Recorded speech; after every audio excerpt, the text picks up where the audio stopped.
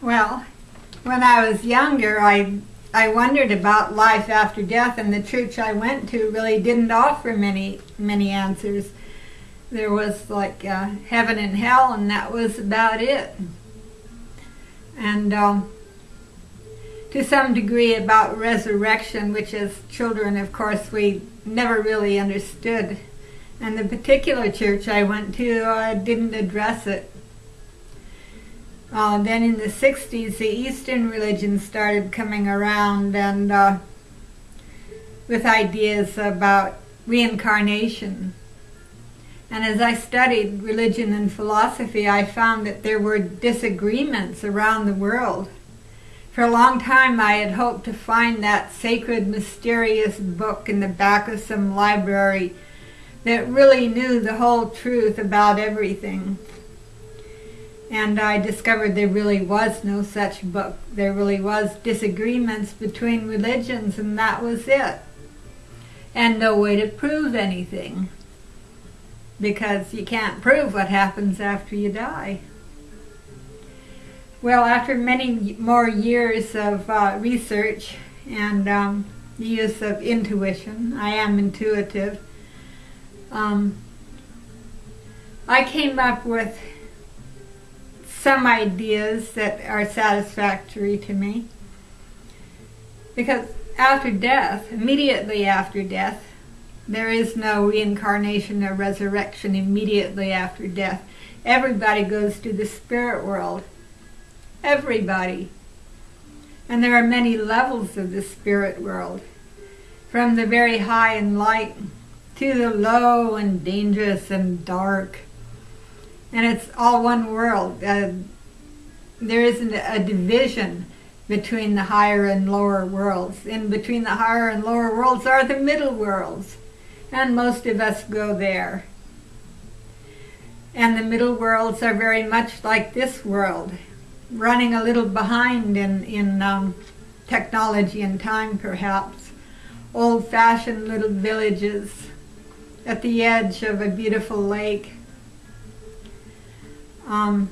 The little village that I see is on stone buildings. A very nice village with homes and shops and roads. And it's on the edge of a beautiful dark green, extremely deep lake. And on one side of the village is a dark forest, and at the far end of the lake is the mysterious mountain. And many times people have climbed this mysterious mountain because you can't get to the top. And people seem to believe that there is spiritual enlightenment at the top of the mysterious mountain, but climbing it, there are always obstacles and mysteries in your way. Anyway, when you first arrive in the spirit world, you look young again, maybe early 20s. You maybe see relatives, find your way to some village. There's also cities. They're very strange and mysterious cities, too. At any rate, if you believe in reincarnation, you go on from there. Personally, I believe we stay in the spirit world, like permanently. We don't come back. We stay in the spirit world for thousands of years. And eventually, we just pass on to a deep sleep. And the level of the deep sleep depends on one's spiritual advancement. There's a sleep in the nightmares in the deep, dark pressure cooker. And there's a sleep which is like nirvana, in the highest in the light. Awake and aware in some formless light. At any rate, we stay there until the end of this universe and the beginning of the next. And of course that's eons. Terribly long time. But the world does reappear.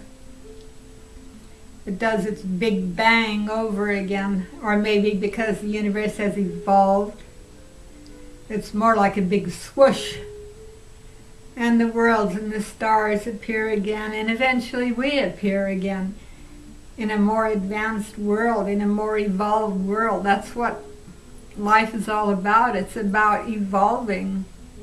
And we do that even if we're not trying. The world is hard and harsh. And the next world will be better. It'll be a very pleasant world. There's nothing to worry about. We are all going there. And the world reappears again and again. Not forever, but until the world attains perfection. That takes lots more eons. That's it for now.